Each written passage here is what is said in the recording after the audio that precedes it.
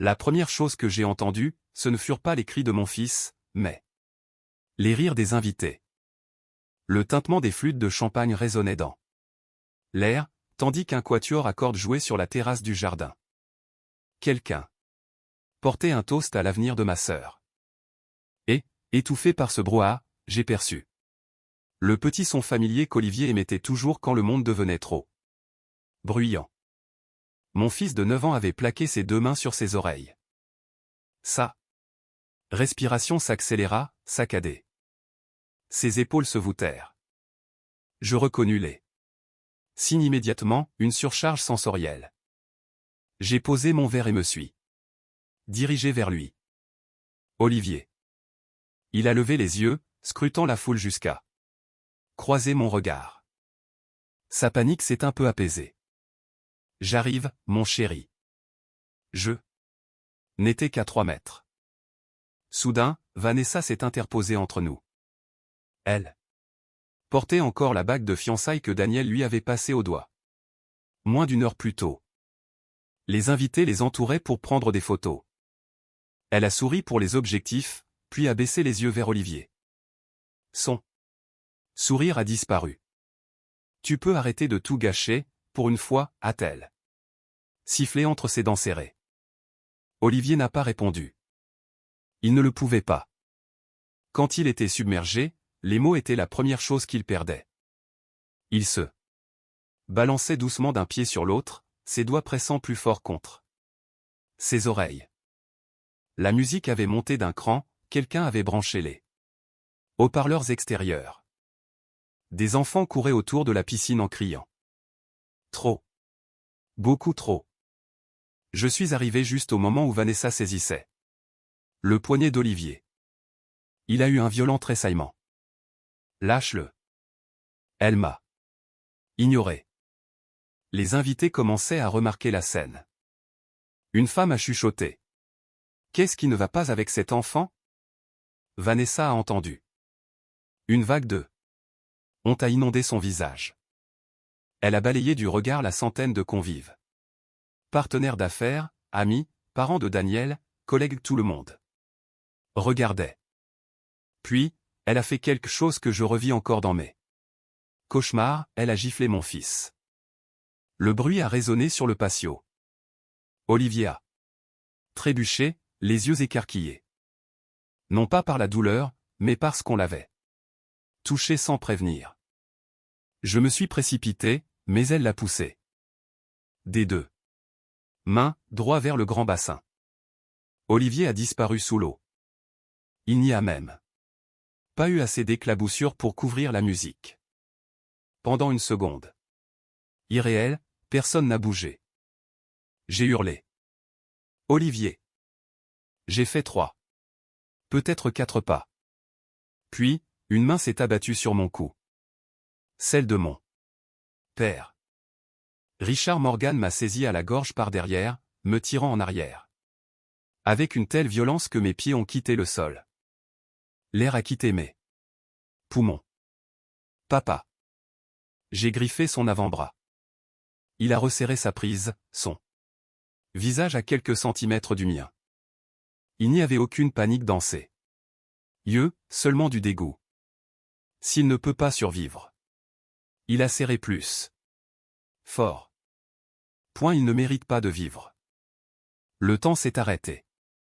J'ai regardé vers la piscine. Olivier avait fait surface une seule fois. Ses bras se débattaient frénétiquement. Il ne nageait pas, il était désorienté. L'eau et la panique avaient effacé tout ce qu'il avait appris. Il a disparu à nouveau sous la surface. J'ai lutté de plus belle. Papa. Je ne pouvais plus respirer. Les invités commençaient enfin à hurler. Quelqu'un a crié, allez le chercher. Une autre voix a ajouté, l'enfant est sous l'eau. Ma mère se tenait à côté de Vanessa. Aucune des 2 n'a bougé. Hélène Morgan a même pris la main de Vanessa. Tout va bien, a-t-elle murmuré. Il a juste glissé. Glissé? Mon fils avait été poussé Je l'avais vu. La moitié du patio l'avait vu. Pourtant, ma propre mère inventait déjà une histoire. Puis, tout a basculé. Daniel Carter a arraché sa veste de costume. Sans hésiter, il a sauté par-dessus un transat et a plongé dans la piscine tout habillé. Le plouf a réduit la musique au silence. 3 secondes. 4, 5. Il a disparu sous la surface. Mon père me tenait toujours à la gorge. J'ai donné un coup de pied en arrière de toutes mes forces. Mon talon a frappé son tibia. Il a trébuché. Sa poigne s'est desserrée juste. Assez pour que je me dégage. La peau autour de mon cou brûlait. Je suis tombé à genoux au bord de la piscine au moment même où Daniel faisait surface, Olivier. Inerte dans ses bras. Son petit corps ne luttait plus. Sa tête retombait contre l'épaule de Daniel. Ses lèvres étaient d'une pâleur effrayante. Non, ai-je murmuré. Non. Daniel l'a posé délicatement sur les dalles. Laissez-moi de là. Place. Quelqu'un a appelé le 15. Un invité, médecin urgentiste, s'est agenouillé près d'Olivier. Il a un pouls, à peine. Le médecin a commencé à dégager l'eau des voies respiratoires. Quelques secondes plus tard, Olivier a eu une violente quinte de toux. L'eau s'est déversée de sa bouche. Une autre toux. Puis une autre. Le plus beau son que j'ai jamais entendu. Il respirait. J'ai tendu la main vers lui. Olivier a immédiatement saisi ma main avec une force surprenante. Tout son corps tremblait. Ça va, ai-je chuchoté à travers mes larmes. Maman est là. Tu as été très courageux. Il a enfoui son visage contre moi. Il ne pleurait pas. Olivier pleurait rarement après des expériences traumatisantes, il se contentait de trembler, comme si son corps essayait de traiter ce que les mots ne pourraient jamais exprimer. Les sirènes de l'ambulance ont résonné dans tout le quartier. C'est alors seulement que je me suis relevé. J'ai regardé Vanessa. Elle avait reculé jusqu'à se tenir à côté d'eux. Ma mère. Son mascara coulait. Non pas par culpabilité, mais parce que les gens la regardaient. J'ai regardé mon père. Les traces rouges de mes ongles marquaient encore son bras là où j'avais essayé de me libérer. Il n'avait pas l'air honteux. Il avait l'air agacé, comme si je l'avais embarrassé. À cet instant, j'ai compris quelque chose qui m'a fait plus mal que de voir mon fils sous l'eau. Ce n'était pas un accident. Ce n'était pas un simple accès de colère. Ma famille croyait sincèrement que la vie de mon fils comptait moins que le confort des autres. Pendant que les ambulanciers installaient Olivier sur la civière, Daniel s'est approché de moi. Son costume trempé goûtait sur la pierre. Il a regardé mon fils, puis Vanessa, puis moi. Sa voix n'était qu'un souffle. Rebecca. Je l'ai regardée. Ce n'est pas la première fois qu'elle fait quelque chose comme ça. Mon cœur s'est arrêté. Que veux-tu dire? Il a regardé Vanessa avant de lâcher les mots qui ont tout changé. Tu dois savoir ce qu'elle dit à propos d'Olivier quand tu n'es pas là. Les portes de l'ambulance se sont refermées. Je suis monté avec Olivier avant que quiconque puisse m'en empêcher. Ses petits doigts ne lâchaient pas ma manche, même sous le masque à oxygène. Il cherchait mon visage. Je suis là, ai-je dit en caressant ses cheveux humides. Je ne te quitte pas. Il a cligné des yeux une fois. Cela a suffi. Olivier avait toujours fait confiance aux actes plus qu'aux mots. Le médecin m'a regardé à travers la vitre arrière. Vanessa se tenait près de mes parents. Aucun d'eux ne venait. Ma sœur l'a poussé, ai-je dit. Silence. Les ambulanciers ont échangé un regard rapide. L'un d'eux a noté quelque chose sur sa fiche. Aux urgences, tout est allé très vite. Radio, prise de sang, examen. Neurologique. Un pédiatre spécialiste des voies respiratoires a expliqué qu'Olivier avait inhalé assez d'eau pour nécessiter une surveillance nocturne. Il a eu de la chance. Ce mot m'a mise en colère. De la chance. Un enfant ne devrait pas avoir besoin de chance parce que sa propre famille a essayé de le noyer. Olivier s'est endormi peu après minuit, son dinosaure en peluche serré contre lui. Il sursautait dans son sommeil. L'infirmière a ajusté sa couverture. Puis a remarqué les traces de doigts encore visibles autour de mon cou. Quelqu'un vous a fait du mal, à vous aussi? J'ai touché mes ecchymoses sans réfléchir. Ce n'est rien. Elle m'a regardé droit dans les yeux. Ce n'est pas rien. Avant que je puisse répondre, la porte de la chambre s'est ouverte. Maman est entrée, suivie de papa, puis de Vanessa, toujours dans sa robe de fiançailles. Elle avait refait son maquillage, mais pas son expression. Maman s'est précipitée vers moi.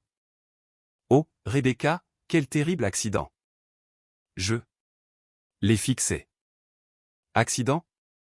Elle a hoché la tête. Olivier a perdu l'équilibre. Mon pouce est accéléré. Tu as vu Vanessa le gifler. Le sourire de maman a disparu. Rebecca, les émotions étaient fortes, tout le monde était nerveux. Tu l'as vu le pousser. Maman a croisé les bras. Elle l'a à peine effleuré. Papa m'a empêché de le sauver. Il essayait de te calmer. J'ai ri, un rire bref et brisé. Me calmer? Il m'a attrapé à la gorge. Papa a fini par parler, je t'empêchais d'aggraver les choses. Je me suis levé. Donc, laisser mon fils se noyer aurait arrangé les choses? Il n'a pas répondu. Il a simplement regardé Olivier endormi, puis a dit quelque chose qui a glacé mon sang, il a toujours été trop fragile. Je me suis interposé entre mon père et mon fils. Tu ne l'approcheras plus jamais. Vanessa a soupiré de manière théâtrale. Est-ce qu'on peut arrêter de faire semblant que c'était intentionnel? Je me suis tourné vers elle. Tu as giflé un enfant de 9 ans. Il m'a embarrassé, a-t-elle répondu sans hésiter. La pièce est devenue silencieuse. Même maman l'a regardée, choquée. Vanessa a réalisé ce qu'elle venait d'admettre. Elle s'est vite rattrapée, je veux dire, il criait. Il a effrayé les invités. Il a gâché les photos. Je l'ai fixé. Tu l'as poussé dans le grand bassin parce qu'il a gâché tes photos. Elle a détourné le regard. Je ne pensais pas qu'il paniquerait. Tu sais qu'il est autiste. J'ai oublié.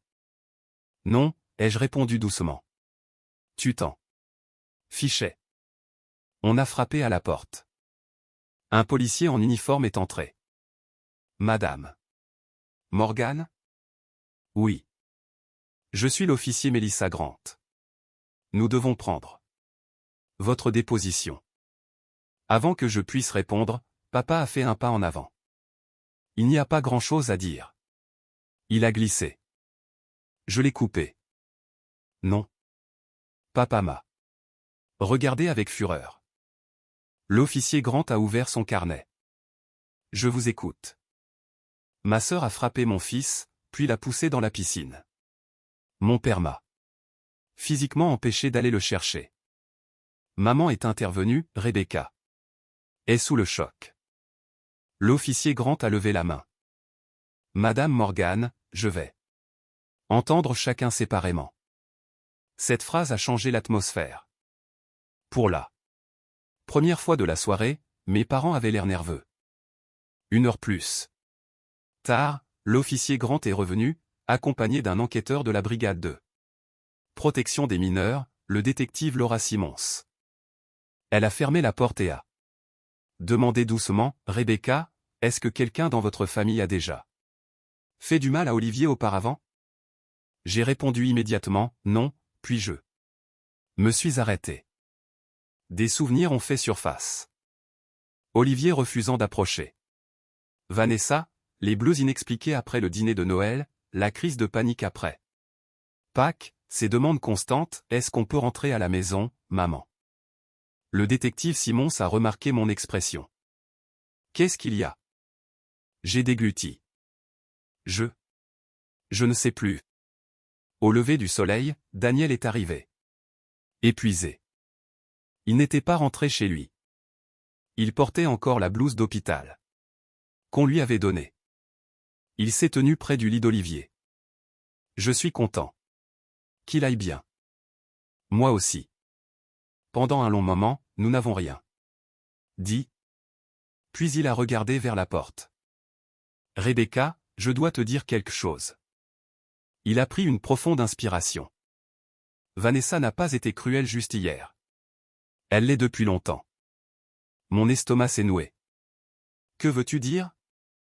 Je l'ai entendu se moquer d'enfants handicapés au restaurant, au centre commercial, dans les parcs. Je l'ai regardée, stupéfaite. Tu ne me l'as jamais dit. Je pensais qu'elle essayait trop d'être drôle, a-t-il dit en secouant la tête, l'air honteux. J'avais tort. Il s'est frotté le visage. Il y a 3 mois, elle a appelé Olivier. Il n'a pas pu finir. Quoi? Point un fardeau. Silence. J'aurais dû partir à ce moment-là. Au lieu de ça. Je me suis convaincu qu'elle changerait. Je regretterai ça toute ma vie. J'ai pris la petite main d'Olivier. Moi, je ne regretterai plus rien. Je l'ai regardé droit dans les yeux. Je vais tout dénoncer. Je me fiche que ce soit mes parents ou ma sœur. Mon travail, c'est de protéger mon fils. Daniel a hoché la tête et a sorti son téléphone de sa poche. Tu devrais avoir ça. Il l'a posé sur la table. Il y a des messages, des enregistrements vocaux, des conversations entre Vanessa et tes parents. Il a ajouté, je pensais ne jamais en avoir besoin, mais je pense qu'Olivier en a besoin maintenant. Je n'ai pas ouvert le téléphone tout de suite. J'ai regardé Olivier. Même dans son sommeil, il ne se sentait pas en sécurité. Cette réalisation m'a fait plus mal que tout ce que mon père m'avait fait. Le détective Simons est revenu avec une assistante sociale, Monica Ellis. Rebecca, nous avons examiné les rapports initiaux, a dit Monica doucement. Mais je dois vous poser une question. Difficile. Olivier a-t-il déjà semblé avoir peur de votre famille avant hier? J'ai ouvert la bouche pour dire non, puis je me suis souvenu de tout. Thanksgiving dernier, Vanessa exigeait une photo de famille.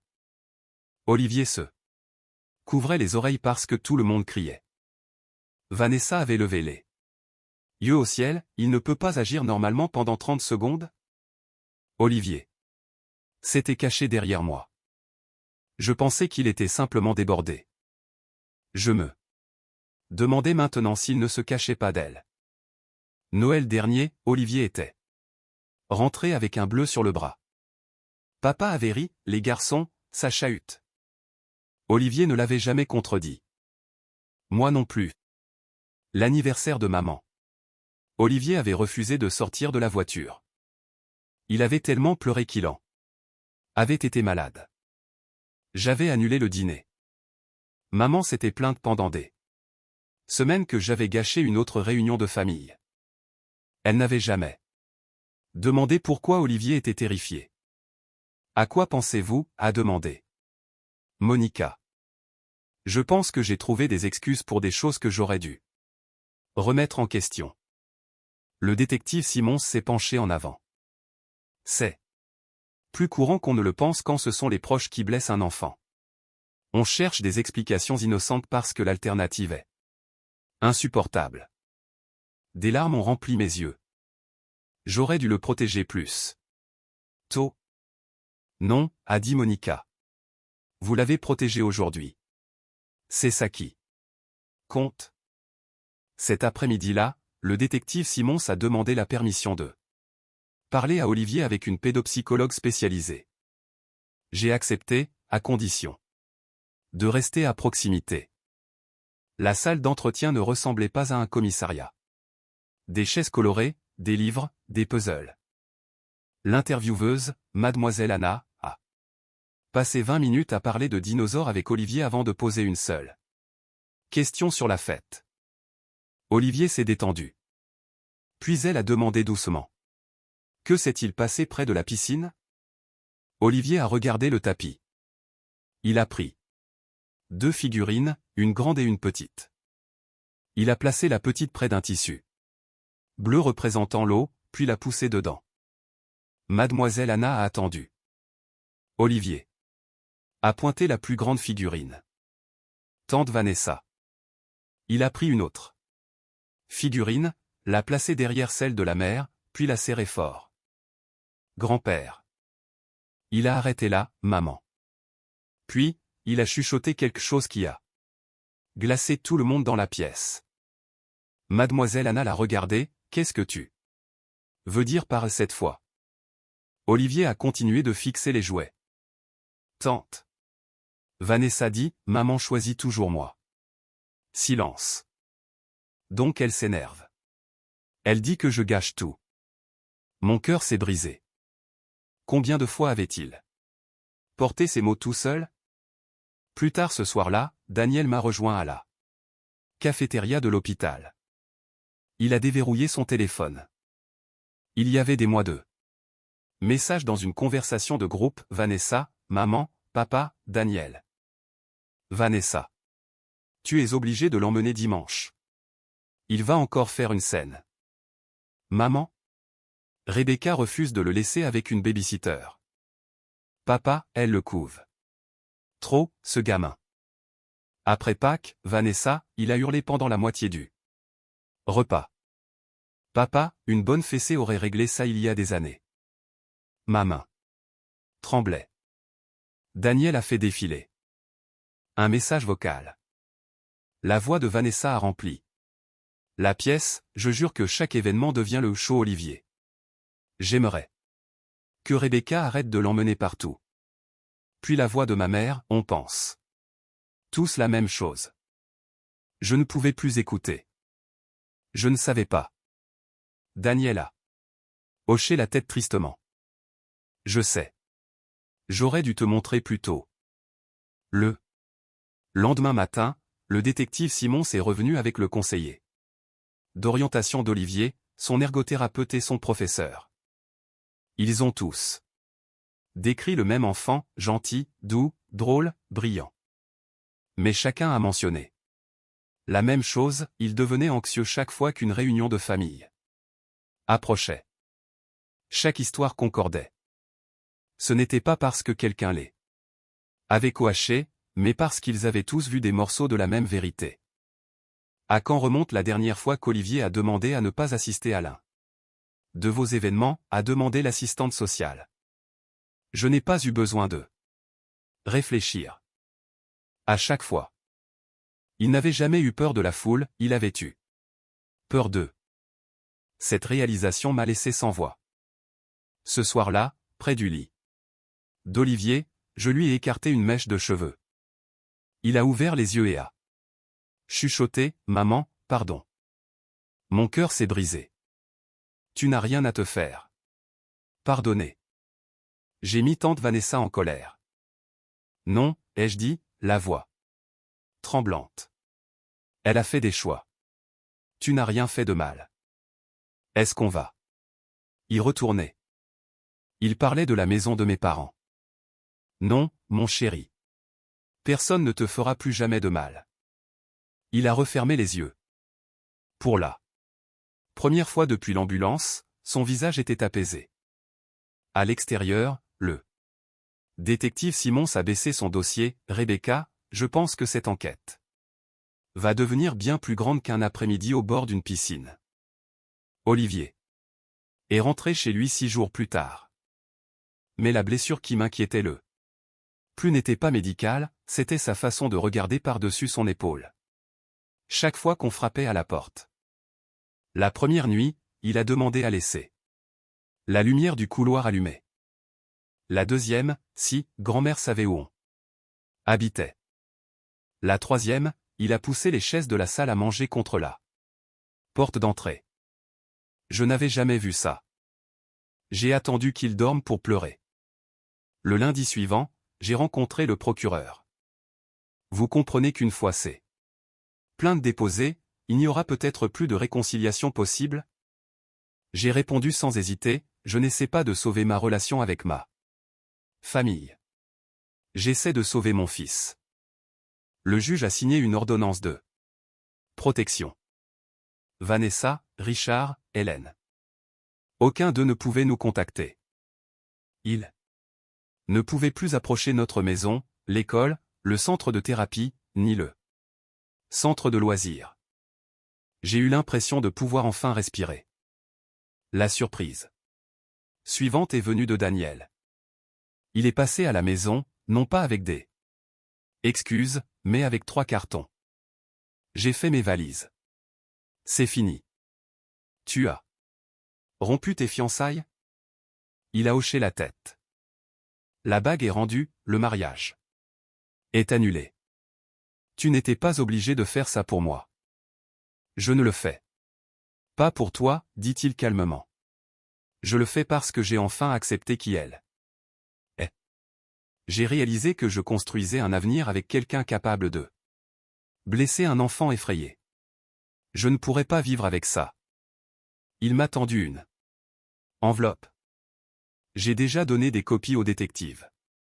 C'est mon témoignage. Écrit. Il y avait d'autres témoins. En 2 semaines, les enquêteurs ont interrogé près de 40 personnes. Un voisin avait entendu mon père hurler, « S'il ne peut pas survivre ». Un autre avait entendu la faim, « il ne mérite pas de vivre ». Tout concordait. La vérité n'a pas besoin de répétition. 3 mois plus tard, le procès a commencé. Vanessa n'avait plus l'air confiante, elle avait l'air en colère. Elle me regardait comme si j'avais ruiné sa vie. Quand elle a été escortée hors de la salle d'audience, elle s'est tournée vers moi. Tu l'as toujours choisi lui plutôt que ta vraie famille. J'ai répondu. Calmement, il est ma vraie famille. Elle a ri amèrement, non, il est là. Raison pour laquelle personne ne faisait plus attention à moi. À ce moment-là, j'ai compris. Ça n'avait jamais été à propos d'une piscine ou d'une fête. Elle avait passé des années à haïr un enfant simplement parce qu'il exigeait une patience qu'elle n'était pas prête à donner. Ce soir-là, Olivier et moi étions sur le sol du salon à construire son train préféré. Maman? Oui.